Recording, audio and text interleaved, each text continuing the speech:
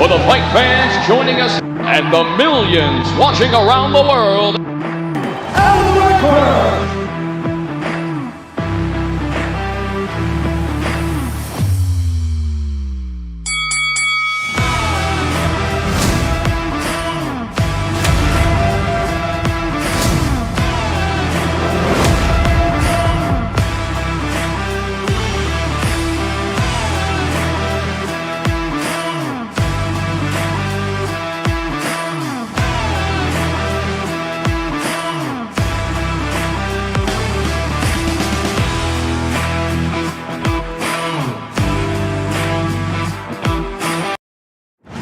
For the fight fan.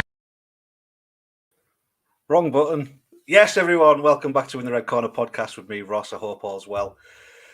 Thank you very much for joining us tonight. I'm joined with Gareth Livingstone, who is from Capo Training and he's the coach, strength and conditioning coach for Lewis Keane and Rob Barry up at O'Toole's gym, amongst other clients as well. So without further ado, I'll bring him on. Here he is. Yes, my man, how are you doing? How you doing, Ross? How you doing, man? Yeah, good. How are you after the show? You were there yourself? Honestly, for kind of being my first event, I'm blown away. Honestly, I had such a great time. The atmosphere, I mean, it's very difficult to beat a Newcastle atmosphere, although I'm not a Geordie myself, as I'm sure everybody knows by now, but the atmosphere was unbelievable. The event was crackers. It just, I mean, probably, I think when I spoke to you about 3 days afterwards, I didn't have a voice. It was just absolutely maniac. Like, yeah, I couldn't believe it, man. So unreal event, and the talent on there. I mean, not only the guys that I coach, but wow, just everybody was amazing and dead respectful as well. So a really good event for me, man. Yeah. How is it as a coach? You know, sitting in the stands, watching the guys that you've put through the paces, and you're obviously really close to the lads as well, with a great working relationship and personal relationship with them. So how does it feel for you to be in the stands watching them? If I said I was cool, calm, and collected, I'd be a liar. When right up until their fights, I'm probably very laid back. That's my approach. I've always been calm. I did the same thing when I used to compete back in the day in swimming. That was my claim to fame. And I was always calm, cool, collected. And when it was D-Day and time to go, I was ready and great. But as you've said, because I've got such a good bond with these guys, and I really want them to do well. I mean, I don't just say that. I will do anything for my lads, whether it's making sure they've got the best of the best, whether it's me buying new equipment to make sure that they do something new or something that's going to help them, I will do it. So just being a coach in the stands or being behind stage, let me tell you something, your heart rate is going. I mean, I lost my voice. I was screaming so loud. I was going absolutely, as they say, akka. I could not be more excited. I think I was absolutely drained afterwards. It was amazing. Being a coach, it's the most humbling and most. If nobody's ever been a coach, let me word it like this: if you've never been a coach, my suggestion is, do it. Even sometime in your life, coach somebody and follow them through that journey. And you build such a great bond. I mean, Lewis is an amazing athlete. Rob's an amazing athlete. And all my clients are really amazing people. But you build such a tight bond with these people that the only thing you want is them to succeed. And that feeling of when they do it, that elation, that absolute kind of joy that it brings them. Afterwards, I mean, you're absolutely drained, but you can't stop smiling. I absolutely loved it. I mean, win, lose, draw, whatever it is with the lads, I just want the best for them, man. So as a coach, that's the best I can tell you is if you've never done it, if you coach somebody through anything and you see them succeed, it just fills you with something a lot bigger than yourself. Let's put it like that. Yeah. I looked over to you. I was watching you in the stands at the end of Lewis's fight. We made eye contact. I pointed at you, and you just pointed back. You were like, "Yes, come on!" I was flexing. I was turning at the opponent. I mean, I have to be honest. When we first arrived in the event, Obviously, I spoke with Andy Bakewell and a couple of the lads. I spoke with Aaron Blakey. Listen, honestly, those guys, Rico, Franco, all of those guys, really nice, genuine, down-to-earth guys, respectful as hell, really good, decent people. And, you'd never say that if you saw what they do. You'd say, geez, quite violent lads. But we walked in the events, and it was me and my partner walked in. And we sat down in the first kind of stands with the best view, and we're sitting there. And about 10 minutes into it, I realized that we're sitting next to Lewis's opponent's team and Ben Bonner's team on the other side. So I looked at the missus and I said, I'm not trying to be funny. I need to leave. I need to go find where our supporters are, because I think I'm going to get smashed up here, because I'm just going to go absolutely immense. I mean, you saw after the fight, Vizzy, come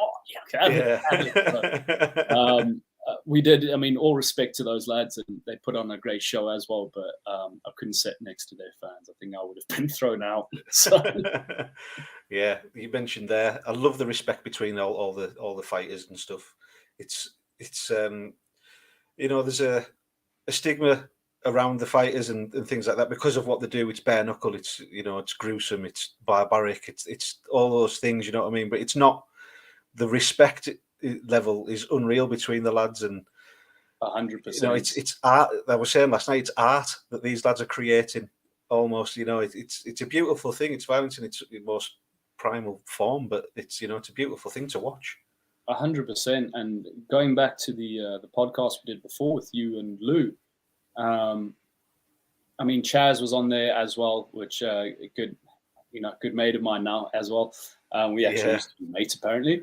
So it's we knew each other, but kind of then when we realized we were in the same country, had a good joke with each other about it. But what I think he touched on, and even Aaron and a lot of those guys touched on, is yes, you have an opponent opposite you. And it's something I go through my training with Lewis and the other lads that I go through. And we want to murder them. We want to absolutely go through these guys. We want to get the belt. We are thinking champion, champion, champion. Good fights, good effort, good everything like that. But although it's your opponent, although there might be a little bit of smack talk now and again, when they step in that ring, the level of respect that comes out of it, it doesn't matter. Your opponent and you respect each other because you know that the violence between you that's going to happen and ensue is going to be unbelievable. It's going to be entertaining the fans. It's going to be doing the most, what I call adrenaline-filled thing you could ever do in your life. And at the end of it, I mean, even look at Rico's fight. Rico's fight was bloody. There were 9 knockdowns. The techniques. I mean, even at one stage, Caleb got up and rocked Rico. I mean, it was unbelievable. But at the end of the fight, you smash bells out of each other and you go, you know what? You're my mate. Everything that's happened before, everything, it doesn't matter. I respect you for stepping in. And I'll go one step further. You don't see that in many other sports at all. No, 100%. Finished, even normal boxing, you don't see that type of level of respect on that scale. It's a bond they create for life. That they've both been through something. They've both shared something that only those two people in the world have shared.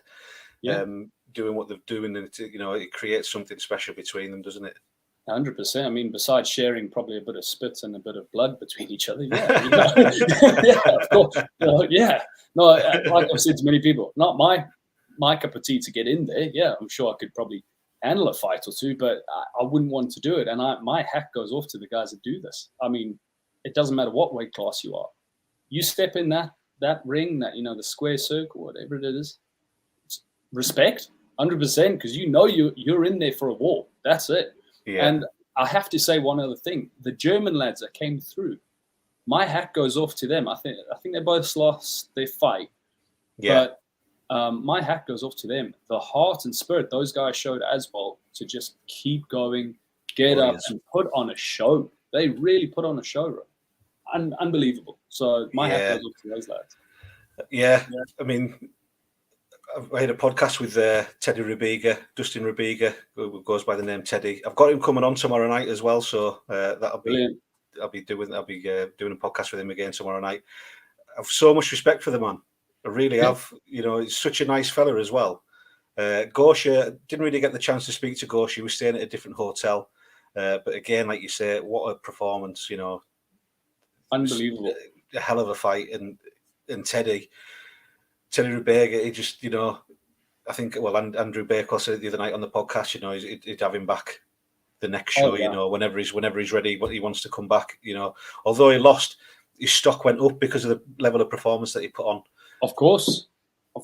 I mean, it would be silly not to have the guy back. He's just absolutely, he's a warrior. Even the person, I mean, again, Chaz mentioned this, win, lose, draw, doesn't matter. The respect, when you step in that ring, you're respected. And you put on a show, you want to have your fans there. It doesn't matter if you lose. Yeah. You've done the best you can, and it's just something beautiful. It is. It's an art. It's 100% what you say. It's actually turning into a bit of an art, and we're going to get the critics on that saying it's not art. But, everyone's got their own opinions. You know what I mean? Yeah. So, capo training. Tell us about yourself. We touched on it in the last podcast, but there was other people on the podcast at the time. So, give us it about yourself. How'd you come to end up living in Newcastle, and how did you start your company and things?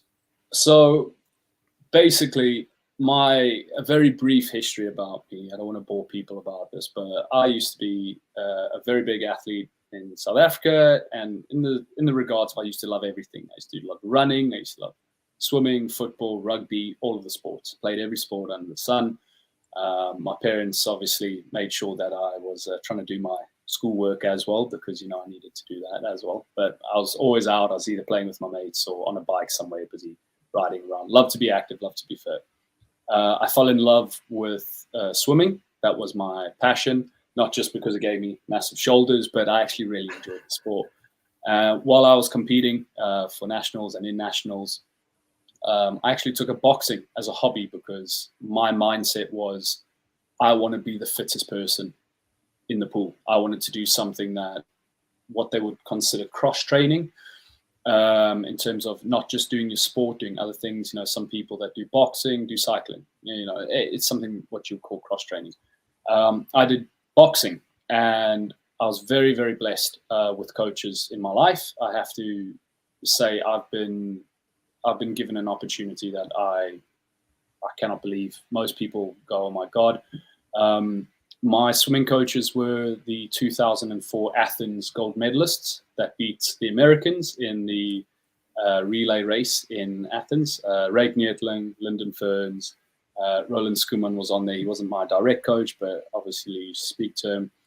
And there was Darian Townsend as well. So those four lads that beat Michael Phelps. There's a beautiful picture, if anybody wants to go see it. 2004 South African gold medalist relay team, and there's my former coach Lyndon Ferns in this massive suit like this over the block with Michael Phelps' face just in awe. I mean, it's a beautiful picture. Do yourself a favor, go look at it. And if Lyndon is watching, much love, coach. Honestly, you were amazing. So that was my kind of claim to fame. I did boxing. I used to love boxing so much as a side hobby that I actually used to coach some of the other guys. The up-and-coming athletes, the guys that were doing the South African belts and things like that. And I was very blessed with my coaches down there. My main coach was Errol Safi, really, really good pad coach, really good physique, everything like that. I used to do crazy stuff. I mean, maybe we'll get into it later on, but I used to do sets that I think most people would say there's no chance. But anyway, getting on with it, I was a swimmer. I swam for South Africa. I then went over to America for 4 years, studied in New York, and competed in New York in an NCAA Division I university. And pretty much that's where my swimming career ended, because I'd done it for so long, and I decided that basically I've done what I needed to. I was at kind of the peak performance. A lot of the swimming guys, you kind of get to about 26, 27, 28, along those lines. And that's pretty much your career, because the young guys are really good, nimble, quick. So I chose, I wasn't going to take it much further. I possibly could have gone to the Olympics, possibly could have done it, but possibly is not an exact science. So I decided to focus on my career, do what I do, and do what I love. And you would think, right, that's going straight into sports science. No, I studied a master's in finance. So great, great career path that was for me. If I could go back in time, I think I would have done a little bit more on the sports science thing. But, and I actually was in Newcastle because it was one of the best schools, Newcastle Business University, one of the best schools in the UK. Absolutely loved it. And I said, great, no problem. Went back to South Africa after I'd finished. And I was busy coaching that side. I was busy working. And again, honed a lot of my skills, very blessed with coaches. I've actually got a book that's probably about, no word of a lie, about 10, 11 years old now, maybe even older. And it's called My Little Diary of just absolutely everything I've done, from swimming sets to training sets, things that I've accomplished, things that I've done with training. And I resort back to it. Lewis absolutely hates that book because there's some really horrible things in it that I love. But yeah, that was kind of my back history. And when I came back from South Africa, obviously the first port of call was Newcastle, really friendly city, really nice place. Everybody was really warm and welcoming. The weather's not great, I have to admit. Not really the sun-shining South Africa that I'm used to. But it was a great kind of stepping stone to come back. And again, I don't want to say was drawn back into fitness, but I've always trained myself. I always try to keep in very good shape. I do a lot of things myself besides boxing, besides climbing, besides Spartan races. I really keep active and fit. And essentially the way capo training came about was a friend of mine had said, well, you used to be a PT. I said, yes, I was. And he goes, don't you want to do that again? And I said, well, it would be great. Yeah, sure, I guess, And I said, well, actually, I was a strength and conditioning coach. I said, that's my passion. I love athletes. I love training athletes and the hardcore, the David Goggins one of these, the guys who want to do that 100 miles in one go, those type of guys, the nutcases like myself. And I basically just said, yeah, I'll pick it up again. I'll do it. And the minute I started doing it, I found that there was a lot of people actually came to me. A lot of people resonated with me, had the same ethos, same work mentality. And I just said, geez, I didn't know there was such a big, need for this. And then again, Barry Jones at O'Toole's, absolutely amazing coach. What a guy. Turned around and said to me, listen, I've seen you before. I know what you do. I've seen how you train. And I kind of know a bit about you. Do you want to come on board with me? Because my lads have never done this before and you know what you're doing. And I said, sure, no problem. I said, look, if, I'll do it for free. I'll do it for free. I won't charge them a single thing. I said, if they're pure athletes, and I said, understand this, I'm very picky with the athletes I work with. And it's because I only choose guys that have that 100% mentality, or as Lewis and I say, the 110% mentality. It doesn't mean you have to lift the heaviest weights. It doesn't mean you have to run the fastest, whatever. It's your mindset. I choose my athletes based on their mindset. If they want to go places and achieve things, I will do that with it. Does that come in with does commitment come into that as well then? Oh, 100%. 100%. I've said it time and time again. The lads that come into the gym, and again, I'll use Lewis as an example just because for me, he's a pure athlete. When I tell him to be somewhere, hey, listen, I need you at the gym, 8 o'clock today to go sort something out. He's there. And he's there before me, which is highly annoying. I must say, because I like to try to keep it on time, and he's always there before me. He always gets it before me. I think he lives close, so that's what I'm breaking it down to. But commitment is huge. And what I find is there's a lot of wasted talent. People that, for whatever it's worth, they believe that there's better things to do. If you're an athlete, and maybe this is just my mindset, but as I've spoken with Chaz, I've spoken with Jeremy Smith, all of these bare knuckle lads, they seem to have that attitude. And that's why I think why I'm resonating with them a bit more is when your coach says do something, it's because it's going to benefit them. And they know that they need to do it. If I say 10 reps, they do the 10 reps. It's not one of those where I'll do 9 and kind of think about the 10th or try skimp out. Because in their mind, they know that 10th rep might be the difference between getting point second quicker. So the commitment comes into it 110%. So just with my kind of training, I tell the lads, look, understand this. And I say lads, there are ladies as well. It's just, but the level of commitment, whatever you put in, you will get tenfold back from me. So if you are going to come back and you're going to give it 110% and you're going to absolutely break yourself, it doesn't mean, again, you have to be the quickest, doesn't mean you have to be the strongest. All I look for in my training is 110% effort. If you've got a bad day, everyone has a bad day, 100%. I have bad days. I can't lift a single weight. I can't climb on a wall. I can't run.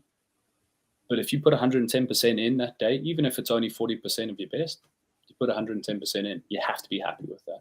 So that's kind of where the training goes in terms of how I kind of select my athletes, shall I say, select my clients. I'm not a very big fan of, I know it sounds horrible and people are probably going to hate me for this, but I'm not a very big fan of the general PT, personal trainers, the guys that are just doing the stock standard, read from a book and give a client this. I don't want to say experience comes into it, but it is a major part. I wouldn't trust, in all fairness, I wouldn't trust an 18 to 20-year-old personal trainer off the bat to train somebody who's been doing it for 10, 12 years, because there's a lot you can learn. And I find a lot of guys don't do that. They don't listen. They don't learn. I write everything down. I write everything. It could be the wrong advice. It could be the right advice. I've got to weigh it up. I've got to try it myself. And I find there is a little bit of a problem with that nowadays. Yeah, so I think, did I see on your Instagram earlier that you've just secured a new sponsor as well for yourself? Yeah, so there's actually a mate of mine who I've worked with before. It's called Capitalize FX. A lot of people are getting bored with me posting his stuff, but I don't really care. I'm happy as Larry with it. There's a guy called Nick Walker, really, really nice guy. Again, it's who you mix with and who your people are. That's what I also believe. Your circles are very important. Yeah, and people that want you to get better and go better. So Capitalize FX is basically a foreign exchange company that does trades and does things for you. And at first I was very skeptical when he came to me and he said, "Listen, I've got this great thing. I've got this automatic bot that can make you money." I said, "Oh man, no, stop selling me the dream. There's no free money in the world, mate. I know it." And true as Bob, I eat my words every day. He's done amazing things with us. Honestly, if nobody knows what it is, go follow my page or go follow me, Capitalize FX, or a guy called What Nick Did. And no word of a lie, he's making between, it doesn't seem like a lot of money, but you do nothing. I couldn't believe it when it first happened. Call me Mr. Skeptical. I'm South African. I test everything. That's not right, Brew. All of this. Yeah. And I've been with Nick now for must have been about 2 months or something. And every day, like clockwork, Monday to Friday, when the markets are open, I do absolutely nothing, and it just builds up and builds up. I even got my missus on it, so it works. It works. So he's a great guy. He's a great sponsor, and he's turned around and said to me, "Look, we have noticed that some of these bare knuckle lads don't have big sponsors, especially the ones that are still coming through, the debut guys and things like that." So he's offered to kind of not only come on board with me, but also offer sponsorship for some of the other lads there, which is great. Every little fantastic. Yeah, it's nice being wanted. Normally the South Africans are trying to, you're trying to kick us out the country. It's nice being wanted. So I digress. I mean, last time you were on, we had Chaz Wasserman on, fellow South African. Yes. The friendship has blossomed again then, shall we say, between yourselves. You keep in regular contact? Oh, nearly every day, man. Doesn't shut up. No, I'm sorry, Chaz. Don't hurt me, bro. Basically, Chaz used to box out of the same gym in South Africa. There's a gym called Smith's Boxing Gym in South Africa, around about the Four Ways area, for anybody who knows the geography. And we used to have the same coach, Errol, and then we also know all the guys that now own that part of the gym. They moved out. There's Sean, there's Peter, and these guys are also, when I mean doing big things. Kevin Larena is one of their boxers. He just fought.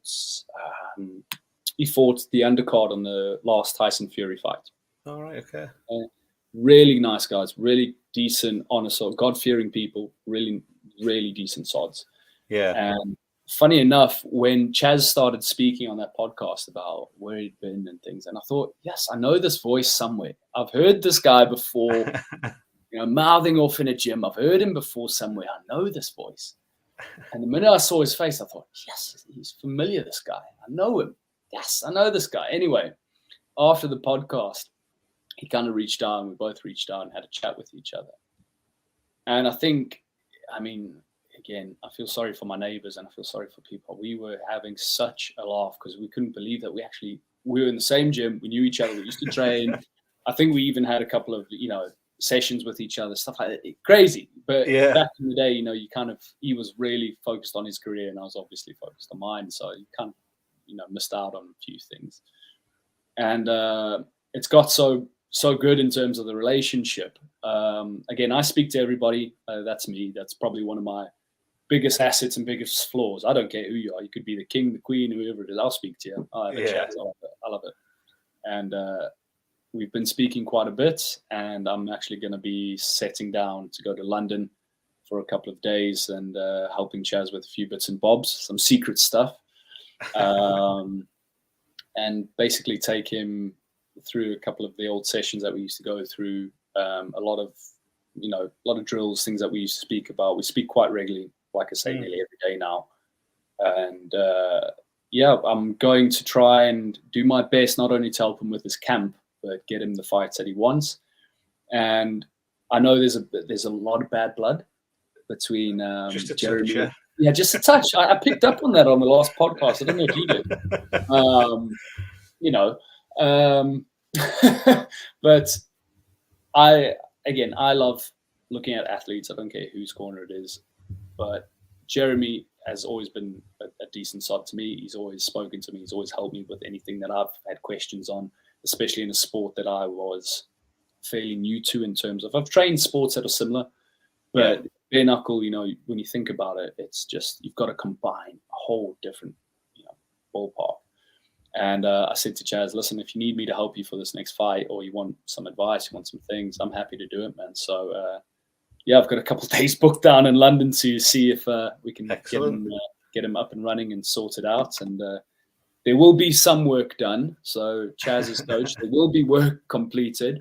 But there will also probably be a lot of laughing and joking around at times. But yeah, excellent. It's a small world, isn't it, really, when it comes down to it? Especially when you find other South Africans, man. We're all around. All of us hide our accent really well. So what have you got coming up? You taking on new clients at the moment? Yeah, so I've got a bit of I've gone on a bit of a break with the lads. Obviously, I let them recover. I let them have their things. Obviously, Lewis had picked up a small injury. It doesn't stop him from working legs, though. I will keep reminding him about that. So his thumb's a bit thing, but we'll just do rehab, everything that we need to do to get that right. I do take on new clients, but that comes with a little asterisk on it. If I'm going to give you 110%, I expect the same back from my clients. I'm not very big with excuses because I don't make excuses myself. I preach a lot about Jocko Willink's book, which is that extreme ownership. I don't know if anybody's read it or heard it. Do yourself a favor. There's a book called Extreme Ownership by Jocko Willink, and I think it's Leif Babin. They talk about their time. Jocko Willink was a former Navy SEAL, that type of thing. Really hardcore guy. He does a lot of his own talks and podcasts and things, but his book, Extreme Ownership, talks about pretty much everything you do is on you. You know, you've got to, if you didn't train hard enough, if your team is failing, stuff like that.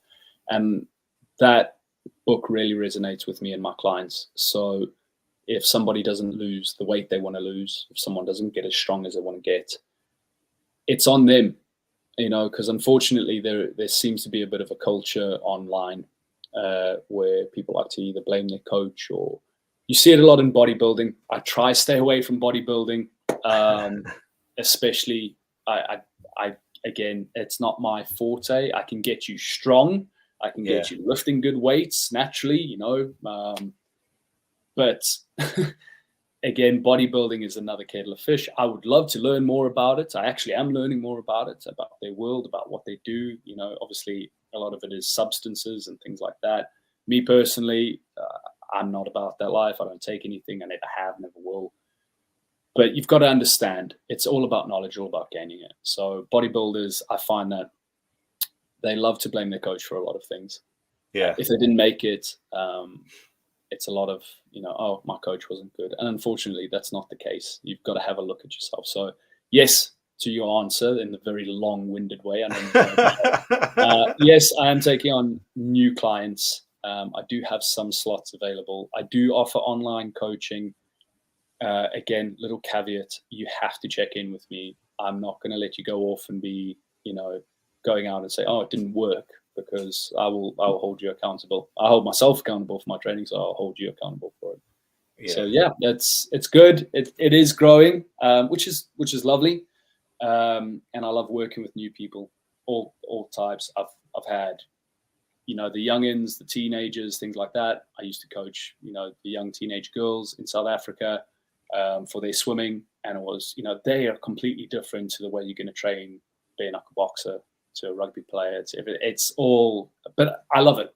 I love that diversity. Yeah. I love, basically, I've got some of my other clients. I had a very good client of mine who actually moved back to Italy.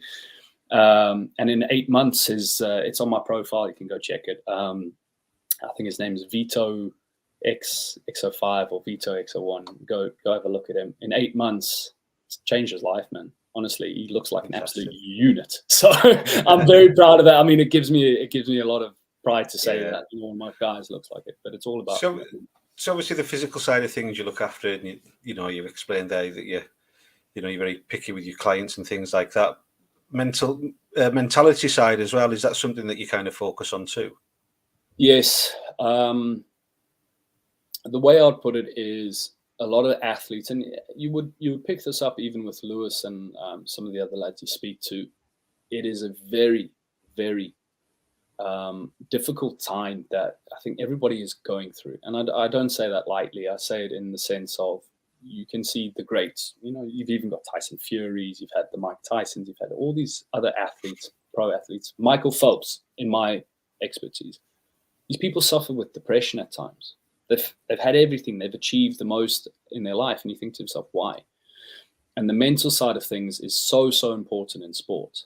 It could make or break somebody. And again, as a coach, I would test other coaches and say to them, it's good and well you're able to lift that weight. It's good and well you're able to move that sled. It's good and well you're able to get in the ring and spar. But not coaching the mental and psychological aspects of your athletes or your clients is a big downfall, and will lead to worse results if you don't. Because we've all been there, we've all seen it. I mean, some people join a regime or a program and you'll see it. They're great for the first 2 weeks, positive, can take on the world.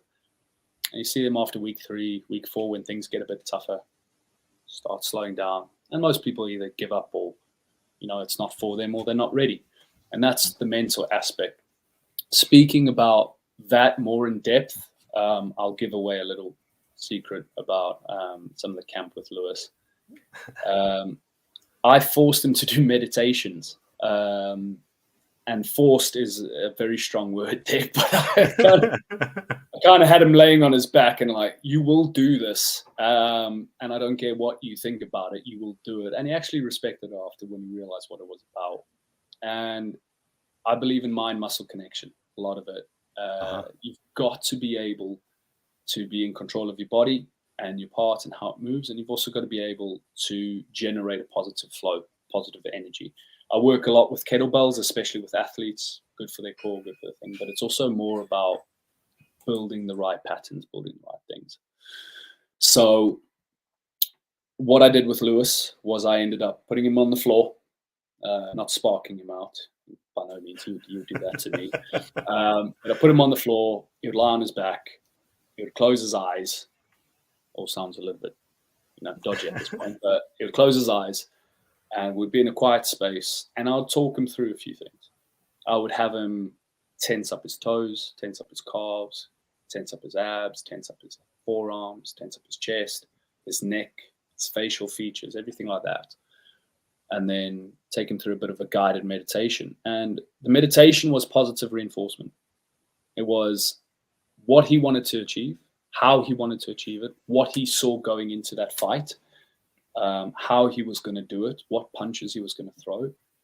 And I'm very much for that mental aspect and positive aspect. And, I think Danny Christie, him and I think even Aaron Blakey did it at a stage and they continue to do it. There was the writing it down.